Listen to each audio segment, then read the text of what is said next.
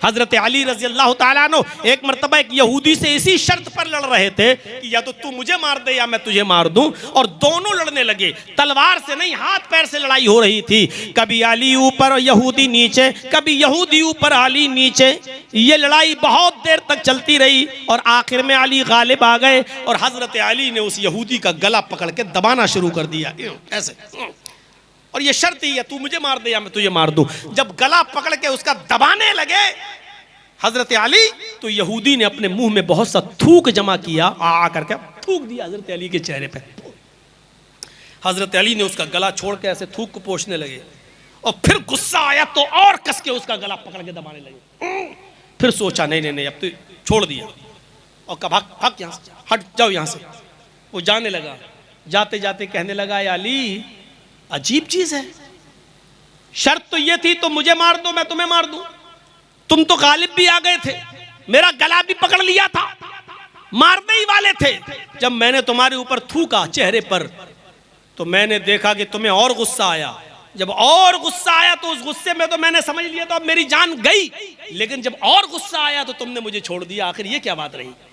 तो हजरत अली ने कहा जब तक मैं गुस्से में था मैं अल्लाह के लिए था और मैं तेरा गला अल्लाह के लिए दबा रहा था और उस पर मुझे सवाब की उम्मीद थी कि अल्लाह मुझे सवाब देगा। लेकिन जब तूने मेरे चेहरे पर थूका मुझे मजीद गुस्सा आया। वो गुस्सा अल्लाह के लिए नहीं था, वो मेरे चेहरे पर थूकने की वजह से मेरे अंदर बढ़ गया। अगर उस गुस्से में तू मारा जाता तो ये अल्लाह के लिए नहीं, ये मेरा जाती इंतकाम होता, ये मेरा जाती बदला होता। इसलिए मैंने जाती बदला नहीं लिया, जाती इंतकाम नहीं लिया, फिर मैंने तुझे छोड़ दिया क्योंकि अब ये लड़ाई अल्लाह के लिए न रही। अगर इस गुस्से में तू मारा जाता तो ये मेरा जाती इंतकाम होता, अल्लाह के लिए नहीं। आपने किसी को अल्लाह के लिए छोड़ा है? हमने तो बहुत सी ऐसी बस्तियों को छोड़ दिया है। मौलाना साहब ऐसा नहीं बोलना, मौलाना साहब इसके बारे में मत बोलना, उसके बारे में मत बोलना। मैंने कहा ठीक है मत बुलाना। मेरे भाइयों यहां कहा जा सकता है कि आपकी शरायत पर थोड़ी जलसे होंगे। हम तो एक डॉक्टर हैं और डॉक्टर खुद समझता है मरीज का इलाज कैसे करना चाहिए, उसको कौन सी दवा की जरूरत है। जब आप खुद ही दवा देने लगे और आप खुद ही हमसे ये कहें कि ये बताइए ये बताइए ये बताइए, तो आप ही ना इलाज कर लो ना मरीज का, फिर हम लोगों को क्यों बुला रहे हो? मेरे भाइयों उलमा जितने बैठे हैं इनको कभी पाबंद मत करना। मौलाना साहब ये बोलना, मौलाना साहब ऐसा बोलना। अरे तू अपने बारे में बुलवाता। एक आदमी मुझसे कहने लगा मौलाना साहब मियाँ बीवी के हुकूक पे बोलना। पता लगाया तो पता चला कि सबसे ज्यादा वही मार खाता है अपनी बीवी से। तो लोग इस बहाने अपने बारे में बुलवाना चाहते हैं कि आप बोलेंगे तो उसमें मेरी भी बात आ जाएगी, हैं? तो बहुत समझने की जरूरत है। अब तो 25-26 साल का अरसा इसमें गुजरा तो बहुत तजर्बा भी हो गया है कि कौन किस मकसद से कहता है और कौन किस इरादे से कहता है। तो रजुलानी तहब्बा फिल्लाह इज्तमा अलैहि व तफर्रका अलैहि, अल्लाह के लिए दोस्ती और अल्लाह के लिए दुश्मनी, ये 4 चीजें आपके पास मैंने बता दी हैं। अब जो चीज बताने जा रहा हूं वो आज हमारे मुआशरे का सबसे बड़ा नासूर, हमारे मुआशरे का सबसे बड़ा अलमिया, 5वां आदमी जो अल्लाह के अर्श के साए में होगा वो कौन है? रजुलुन दातहु इमरातुन ज़ात मनसबिन व जमालिन फ़क़ाल इन्नी अख़ाफ़ुल्लाह। पहले एक एक लफ्ज़ पर गौर कीजिए। ऐसा मर्द, ऐसा आदमी जिसको किसी औरत ने बुरे काम के इरादे से बुलाया हो, और वो औरत भी बाजारू नहीं, सुनिए, वो औरत भी जिस्म फरोश नहीं, 500 और 1000 रुपए में अपना जिस्म बेचने वाली नहीं। हदीस के अल्फाज पर गौर करो। ज़ात मनसबिन, बहुत शरीफ घराने की, हस्बो नसब वाली इज्जतदार घर की औरत, इज्जतदार घर की औरत, व जमालिन, और हुस्न जमाल की देवी, बहुत खूबसूरत हसीन जमाल औरत। तलबत हमरातु यदात हमरातुन ज़ात मनसबि व जमाल, जिस मर्द को किसी खूबसूरत हसीन और जमील औरत ने, शरीफ घर की, खानदान की, बहुत ही ज्यादा शराफत झलक रही हो उसके चेहरे पर, ऐसी शरीफ औरत, शरीफ खानदान की औरत जिसने उसको बुरे काम के लिए बुलाया और इस आदमी ने ऐसी औरत की दावत को ठुकरा दिया।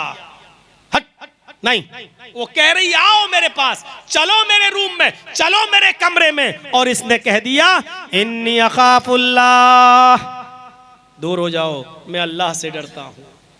अल्लाह के खौफ की वजह से उस औरत को छोड़ दिया तो ये आदमी भी अल्लाह के अर्श के साए में। हम तसव्वुर नहीं कर पा रहे हैं किस औरत के बारे में। अरे बाजारू औरतों का तो मैं तसव्वुर ही नहीं कर, आपको बता ही नहीं रहा हूं। ये तो रोज ऐसी औरत को जो पैसे वाली भी है, दौलत वाली भी है, जिसके पास पैसों की कमी नहीं, यानी अगर आप उसके इरादे को पूरा कर दें तो वो आपको उल्टा पैसा भी दे रही है, आपको इज्जत भी दे रही है, आपकी बात भी छिपा रही है, आपको अपने घर आने का मौका भी दे रही है, आपके पास तन्हाई के सारे मौके खुद औरत दे रही है। आओ, तुम्हें टेंशन की जरूरत नहीं है, तुम आओ मेरे पास, मैं संभाल लूंगी, कोई मामला नहीं। और वो बहुत ऊंचे घर की, जात मनसबिन, हस्बो नसब ऊंचा, जात बरादरी ऊंची, कास्ट ऊंची, इज्जतदार घर की, बड़ी ऊंचे घर की लड़की, बड़े घर ऊंची और खूबसूरत भी बेइंतहा, ऐसी औरत, और आपके पास पूरा मौका है उसकी बात मानने का, पूरा मौका है उसके साथ गलत काम करने का, पूरा इख्तियार भी है आपके पास, लेकिन आपके दिल में अल्लाह का खौफ ऐसे मौके पे आ जाए, और ऐसे मौके पे आने के बाद आप कह दें इन्नी अखाफुल्लाह, मैं अल्लाह से डरता हूं, नहीं मैं तेरे करीब नहीं आ सकता, मैं अल्लाह को जवाब देना है। ऐसा शख्स भी कयामत के दिन अल्लाह के अर्श के साए में होगा। बुखारी शरीफ के अंदर एक वाक़या आया है, मरसद इब्ने अबी मरसद रज़ी अल्लाह ताला अन्हु जो हालत कुफ्र में थे, इस्लाम लाए तो अल्लाह के नबी जनाब मोहम्मद रसूलुल्लाह सल्लल्लाहु अलैहि वसल्लम ने इनको मक्के में भेजा, क्योंकि ये पहले चोरियां किया करते थे इस्लाम लाने के से पहले। इनको मालूम था कि चोर बेड़ियां कैसे तोड़ता है, ताले कैसे तोड़ता है, चोरी कैसे करता है। तो कुछ सहाबा मक्के में काफिरों के पास कैद थे। अल्लाह के नबी ने कहा उनके घरों में नकब लगाकर हमारे उन मजलूम सहाबा को जिनको काफिरों ने कैद करके रख लिया है उनको छुड़ा के लाओ। अब तुम इस्लाम ला चुके हो तो एक चोरी हमारे लिए करो। और वो चोरी क्या है, तुम मुसलमान सहाबा को काफिरों के घरों से नकब लगाकर उनकी बेड़ियां तोड़कर उनको छुड़ा के मदीने में लाओ। तो ये गए, कई मर्तबा ला चुके। एक मर्तबा जब मक्के पहुंचे तो किसी कैदी को लाना था, किसी कैदी को छुड़ाना था किसी घर में नकब लगाकर। तो रात का वक्त उन्होंने चुना।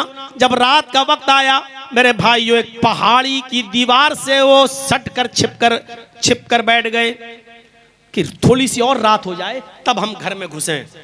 अचानक वहां से एक औरत आती है, उसने पहाड़ी की दीवार के ऊपर एक साया देखा, काले रंग का साया देखा। वो समझ गई कि इस पहाड़ी के आसपास कोई आदमी मौजूद है। वो चूंकि बदचलन औरत थी जिसका नाम अन्नाक था, वो करीब आती है और जब पहाड़ी के करीब आती है तो क्या देखती है कि इस पहाड़ी के पीछे तो एक आदमी छिपा हुआ है। रात के अंधेरे में जब ये और करीब गई तो पहचान जाती है और कहती है अरे तुम तो मरसद हो। हजरत मरसद ने जब अपना चेहरा उठाकर देखा तो कहने लगे अरे तुम तो अन्नाक हो, इतनी रात में तुम यहाँ क्या करने आई हो। उसने कहा मरसद क्या हो गया तुम्हें, इतने दिनों से इतने सालों से तुम कहाँ गायब थे, मैं तुम्हारी जुदाई के लिए तड़प गई, मैं कितनी परेशान हूँ, मैंने कितनी तुम्हें बार याद किया। चलो चलो बाकी बातें कल हो जाएंगी, आज की रात फजूल बातों में मत गुजारो, मेरा घर खाली पड़ा है, आओ पहले अपने घर चलते हैं, पहले अपनी आरज़ुएं पूरी करते हैं, अपनी तमन्नाएं पूरी करते हैं। ये किसने कहा, अन्नाक ने। किससे कह रहे हैं, हजरत मरसद इब्ने अबी मरसद से। और ये मरसद खुद उसके औरत से पहले ताल्लुकात कायम कर चुके हैं, ज़माने जाहिलियत में इस्लाम लाने से पहले उसके साथ जिनाकारी कर चुके हैं, उसकी दोस्ती भी उनके साथ रह चुकी है। लेकिन जब अन्नाक हाथ पकड़ कर खींचती है, कहती जल्दी चलो, इस रात का वक्त कहीं गुजर ना जाए, आओ मेरे घर में चलो। जैसे ही अन्नाक ने मरसद इब्ने अबी मरसद का हाथ पकड़ा, हजरत मरसद ने उसके हाथ को पकड़ के झटक दिया और कहने लगा अन्नाक दूर हो जाओ, अब मैं वो मरसद नहीं रहा जो तुम समझ रही हो। तुम मेरे उन हाथों को पकड़ रही हो, इन हाथों ने जनाब मोहम्मदुर रसूलुल्लाह के हाथों को छू लिया है। ये हाथ मोहम्मदुर रसूलुल्लाह के हाथ को टच कर चुके हैं, अब ये किसी हराम चीज को नहीं छू सकते हैं। अनाक ने कहा तो फिर मैं शोर करूंगी, तुम चोरी करने आए हो, तुम इन घरों में घुसकर चोरी करते हो। कहा कि तुम्हें जो करना हो करो, लेकिन मैं तुम्हारे साथ नहीं चल सकता, मैं जिना नहीं कर सकता। चिल्ला दी वो, चीख दी वो औरत अनाक। लोगों, एक आदमी आया तुम्हारे घरों में चोरी करने के इरादे से आ गया है, जल्दी निकलो, वो तुम्हारे घर में चोरियां कर डालेगा, तुम्हारे घरों को लूट लेगा, जल्दी निकलो। उसकी आवाज सुनकर मोहल्ले के लोग इधर उधर से निकलना शुरू हुए। हजरत मरसद इब्न अबी मरसद फरमाते हैं कि लोगों को आता देखकर मैं रात के अंधेरे में भागा, बहुत तेजी के साथ भागा और एक पहाड़ी के ऊपर चढ़ गया। मुझे वहां से एक गार दिखाई दी, नीचे उतरा उस पहाड़ी के नीचे और उस गार के अंदर मैं छिप गया। उन लोगों ने भागते हुए तो मुझे देखा, लेकिन रात के अंधेरे में उनको ये पता न चल सका कि मैं किस पहाड़ी के ऊपर चढ़ा। वो मेरी पहाड़ी के ऊपर भी आ गए, ढूंढते हुए वो मेरी पहाड़ी के ऊपर भी चढ़ गए और फिर दाएं बाएं देखने लगे, लेकिन वो मुझे नहीं देख सके, जबकि उसी पहाड़ी के नीचे एक गुफा थी, जिस गुफा में मैं छिपा हुआ था। अल्लाह की कसम, मरसद इब्न अबी मरसद कहते हैं, बुखारी की रिवायत है, अल्लाह की कसम उन लोगों ने उस पहाड़ी के ऊपर खड़े होकर पेशाब भी किया और उनका पेशाब नीचे मेरे सर के ऊपर गिर रहा था, उनका पेशाब मेरे सर के ऊपर आ रहा था, लेकिन मैं दाएं बाएं हिलने की कोशिश नहीं किया। अगर हिलूंगा तो इनको पता चल जाएगा कि मैं यहाँ हूँ। जब उनको पता चला कि मैं नहीं हूँ तो वो लोग भी वहाँ से चले गए और मैं थोड़ी देर के रुका और थोड़ी देर के बाद जब मैं गार से निकला तो देखा कि सब जा चुके हैं, अनाक भी जा चुकी है। तो फिर मैं निकला और मैंने एक घर में नकब लगाया और एक मोटा ताज़ा तगड़ा आदमी मैं उसको छुड़ा के लाया। मैंने उसको अपने कांधे पर सवार किया, लेकिन वो इतना भारी था जो मुझे बार बार थका देता था। मैं उसको घर से निकालने में कामयाब रहा और जब मैं सुनसान जंगल से निकला तब आकर मैंने उसके पैरों की और हाथों की बेड़ियां तोड़कर उसको मक्के तक पहुंचाया। वो मक्के से मदीने तक पहुंचाया। अब वो मदीने आ गए। अब यहाँ अल्लाह के रसूल सल्लल्लाहु अलैहि वसल्लम के पास जब मरसद इब्न अबी मरसद आए, कहा अल्लाह के रसूल मैं इनको लेकर आया हूँ, नमाज का वक्त था, नमाज अदा की गई। अल्लाह के नबी ने कहा मरसद मुबारक हो, तुम दीन का कितना अच्छा काम कर रहे हो। हजरत मरसद कहते हैं अल्लाह के नबी आज मैं तुमसे आपसे कुछ मांगना चाहता हूँ। अल्लाह के नबी ने कहा मरसद मेरे पास देने के लिए क्या है, बताओ तुम क्या मांगना चाहते हो। हजरत मरसद कहते हैं अय अल्लाह के रसूल ऐसा ऐसा मामला है, मैं उस जंगल में गया, मेरे पास एक औरत आई, वो मेरी दोस्त रह चुकी है, उसके साथ ज़माने जाहिलियत में मेरे ताल्लुकात भी कायम हो चुके हैं, उससे मुझे मोहब्बत है और उसको मुझसे भी मोहब्बत है, बे इंतहा मोहब्बत है। मैं चाहता हूँ कि उस अनाक से मैं निकाह कर लूँ, अगर आपकी इजाज़त हो तो क्या मैं उस औरत से अनाक से निकाह कर सकता हूँ। अल्लाह के नबी सल्लल्लाहु अलैहि वसल्लम कुछ देर खामोश रहे और खामोश रहने के बाद फिर आपने थोड़ी देर के बाद मरसद इब्न अबी मरसद से कहा आए मरसद, अल्लाह रब्बुल आलमीन ने कुरान के अंदर ये आयत नाजिल फरमा दी है कि अज़्ज़ानी ला यनकिहु इल्ला ज़ानियतन औ मुशरिकतन, कोई जिनाकार मर्द किसी जानियाई से शादी करता है या किसी मुशरिका औरत से शादी करता है, और कोई जानिया औरत किसी जानी मर्द से या मुशरिक मर्द से ही निकाह करती है। आए मरसद तुम इस्लाम ला चुके हो, तुम बाईमान हो चुके हो, तुम मोमिन हो चुके हो, कुरान की आयत की रोशनी में तुम्हारा निकाह किसी जानिया और बदचलन औरत से और मुशरिका औरत से तुम्हारे लिए जायज नहीं है। इस्लाम लाने के बाद तुम्हें अपनी इस मोहब्बत को कुर्बान करना ही होगा। और हजरत मरसद मान जाते हैं अल्लाह के रसूल की बात। ठीक है, जब कुरान की आयत ही नाजिल है और इसमें मना कर दिया तो मैं उसके साथ निकाह नहीं करूंगा। मेरे भाइयों, उसने मौका दिया, आओ घर में अकेलापन है, तन्हाई है, हम भी अकेले हैं, खूबसूरत है अनाक सब कुछ, लेकिन क्या कह रहे हैं हजरत मरसद इब्न अबी मरसद, नहीं, इन हाथों ने मुहम्मदुर रसूलुल्लाह के हाथों को छू लिया है, अब कोई हराम चीज मैं नहीं छू सकता। आय अनाक तू जाओ, मैं तेरे साथ जिना नहीं कर सकता, यानी मैं अल्लाह से डरता हूं। मेरे भाइयों, ये बदचलन और बदकार औरतों के पास तो आदमी पैसा देकर जाता है, यहाँ उसकी बात हो रही है जिसके पास पैसा ना हो, औरत खुद दौलत लुटा रही हो, औरत खुद रूम दे रही हो, औरत खुद तन्हाई का मौका दे रही हो, और जातो मनसब वाली हो, और जाहो जलाल वाली भी हो, पैसे वाली भी हो, दौलत वाली भी हो, इज्जत वाली भी हो, और खूबसूरत भी हो, ऐसी औरत को कह देना कि मैं अल्लाह से डरता हूं, ऐसा शख्स क़यामत के दिन अर्श के साए में होगा। सिफतुस सफ़वा अल्लामा इब्नुल क़य्यिम अल जौज़ी की पढ़ेंगे तो उसमें इब्ने सीरीन का भी एक वाक़या आपको मिलेगा। इब्ने सीरीन जो बजाजी का काम करते थे, वो कपड़े की गठरी लाद लाद कर कपड़ा बेचा करते थे। उनके इलाके बस्ती में, जिस बस्ती में वो कपड़ा बेचने जाते थे, उसी बस्ती में एक अमीर ज़ादी बेवा औरत रहती थी। मेरे अल्फाज पर गौर कीजिएगा, अमीर ज़ादी बेवा, यानी पैसा दौलत की मालिक थी वो, और बेवा थी, उसका शौहर मर गया था। उसकी कई नौकरानियां थी, उसने अपनी नौकरानियों को लगा रखा था, जिस खूबसूरत नौजवान लड़के को देखो उसको मेरे पास भेज दिया करो, और वो हमारे साथ रंगरलियां उसके साथ बनाती थी।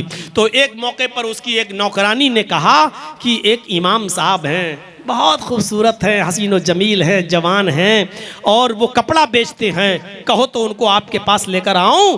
तो वो औरत बेवा कहने लगी बिल्कुल उनको लेकर आइए। और ये नौकरानी उनसे कहने लगी आप कपड़ा बेच रहे हैं? कहाँ? अरे मेरी मालिकन बहुत पैसे वाली हैं, उनको कई कपड़े चाहिए, आप चलिए, वो बहुत नेक है, पर्दा करती है, घर से बाहर नहीं निकलती, इसलिए आपको कपड़ा लेकर घर पे